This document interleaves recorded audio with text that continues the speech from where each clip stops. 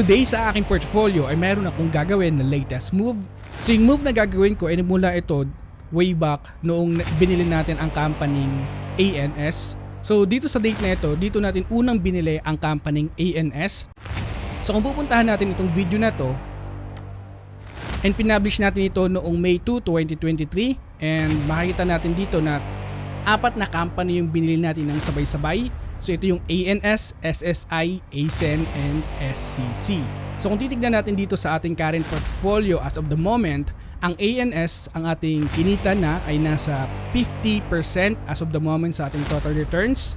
Susundan ng SCC naman ay kumita na tayo ng 46.45%.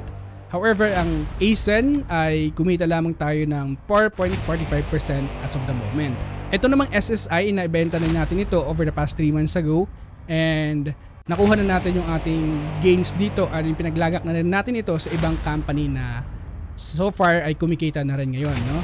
And today guys, i-update ko kayo sa aking latest move. Itong ANS ay ibebenta ko na ngayong araw, July 26, 2024. Na kung gusto mong malaman kung ano yung mga dahilan kung bakit ko ibebenta ang kumpanyang ito, magstay ka lamang hanggang sa dulo. And disclaimer lamang, ang kumpanya na mababanggit natin ay hindi to recommendation na ibenta mo rin ang inyong investment. Kung meron kang investment sa ANS, you have to do your own research based on your criteria. Napaka-importante na dapat meron kang sariling information, and pinapakita ko ito ng transparent para magkaroon kayo ng idea kung paano mag-invest dito sa ating bansa as a value investor.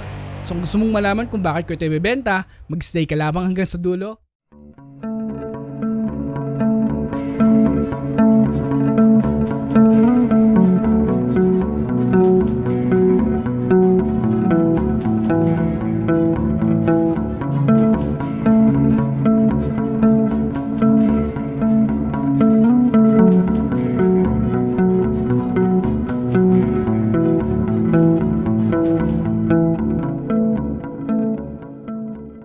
So today dito sa ating completed trades, naibenta na natin ang company ANS and may status tayong executed.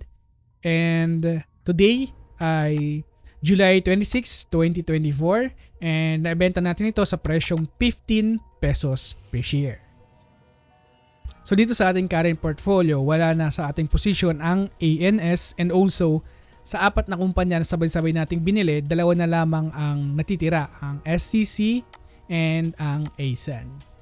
Ang unang rason kung bakit ko ibebenta today ang ANS ay because of their market cap. So nung unang bili natin nito noong May 2, 2023, ang kanyang market cap ay nasa 26 billion pesos.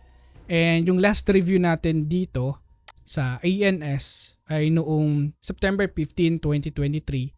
Ang kanyang market cap ay nasa 27.35 billion pesos. So kung ino-notice natin, every time na tumataas yung kanyang market cap, 'di ba? Nung una ay nasa 26, ang kanyang share price ay nasa 10.66 pesos per share.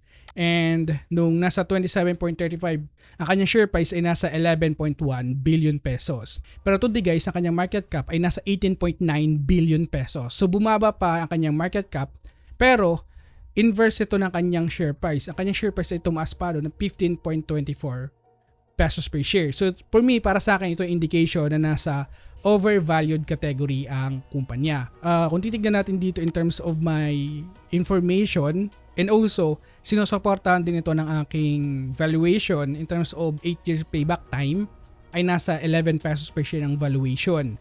And ang aking payback price today ay nasa 14.72 pesos din. What the? So yun guys, may gumagamit ng ating tracker. Ayun. Paano ba yan?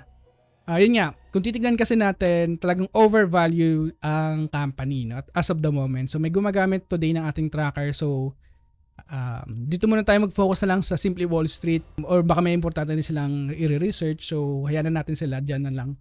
Another reason kung bakit ibebenta ko itong company, no, ay dahil ito sa dilution of shares ng company. Now, kung titignan din natin ito, i-clarify natin sa mapapansin natin dito na yun, merong public ownership report.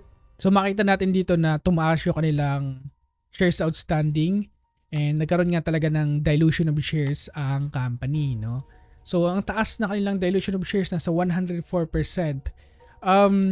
Guys, no, mamaya itatalakay natin ano yung mga possible reason kung bakit nila ito ginawa, kung bakit nagkaroon ng dilution of shares. Para ba ito sa future ng company? Mapapansin natin dito din, based sa Simply Wall Street, meron nga silang high level of non-cash earning na 28% accrual ratio. And also, nag-increase nga yung kanilang ng 104%. Merong insider selling na 12 million pesos. Okay, so tignan natin. Ito ay January pa rin naman nangyari. So, wala naman epekto ito, no? Naglabas ang isang individual insider ng halos 12 million pesos na shares sa company at nabenta ito sa approximately price now 11.66 pesos per share. And for me, no, ay para sa akin ito isang indication din na yun nga na I think para sa akin in terms of my opinion lamang to, no, na nasa overvalued price ang company. And kaya siguro bumaba ang kanilang market cap kasi kung titignan natin sa history talagang nasa 20 plus na ang kanilang market cap and today ay nasa 18.9 billion pesos ang kanilang market cap na. So ngayon ang tanong, pilit nating intindihin kung bakit ba nila ito ginawa na nagkaroon ng dilution of shares. Lagi natin tatandaan na itong A. Soriano ay isang holding company and meron silang focus pagdating sa maliban sa cable and wire manufacturing, meron din silang holdings kasi sa mga equity market. So I think nakikita nila na medyo yung US market na investment nila ay papangit yung performance. I think kaya siguro sila nagkaroon ng dilution of shares para magkaroon ng available cash. Kung titignan kasi natin dito, ang kanilang cash available ay nasa 18 billion pesos. So kung titignan mo, halos magkapareho ng kanilang market cap yung cash available nila na pwedeng i-deploy. So I think ito yung gagawin nilang panapal doon sa kanilang investment sa equity market. I think in-anticipate nila na magkakaroon ng correction sa US market. And alam naman natin na ang US market ay sobrang overvalue na today. And ito yung piniprevent nila na mangyari. And para ma-take advantage nila yung pagbagsak ng merkado sa mga investment nila, no? And for me, I think it's safe to say para sa akin, no? Para sa akin lamang ito and wag niyo gagayahin na ilabas ko ang aking investment. You have to do your own research sa mga company na nire-review din natin. So ito yung rason din kung bakit ako nag-decide na ibenta ang company sa aking portfolio today. Now pagdating naman sa financials, kung titignan natin, wala namang problema, no? Ayan, kung mapapansin mo, merong cash available na sobrang laki, halos magkapareho na ng kanilang market cap. Merong equity na sa 25 billion pesos, total liabilities na sa 3.8 and total assets na sa 29.6 and ang kanilang utang ay nasa halos 1 billion pesos lamang.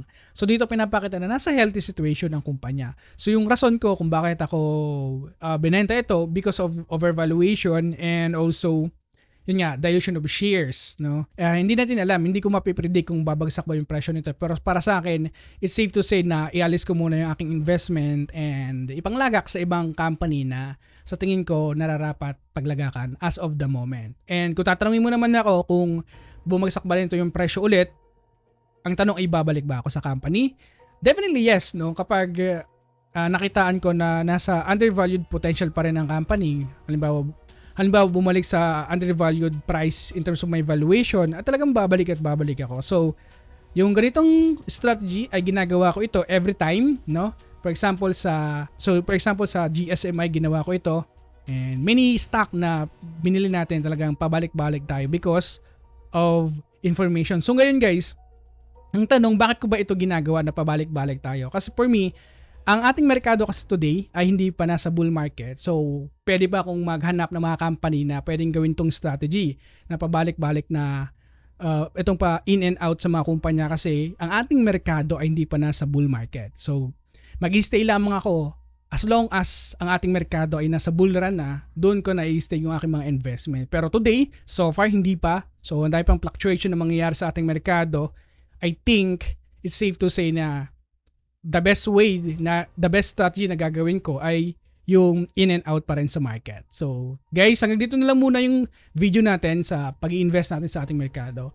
And guys, this video is not a financial advice And gusto ko lamang ipakita sa inyo kung ano yung mga rason kung bakit ako bumibili, ano yung mga rason kung bakit ako nagbebenta ng bawat kumpanya dito sa ating merkado. And once again, this is Peso Warrior na lagi nagpapaalala na invest wisely and see you on the other side.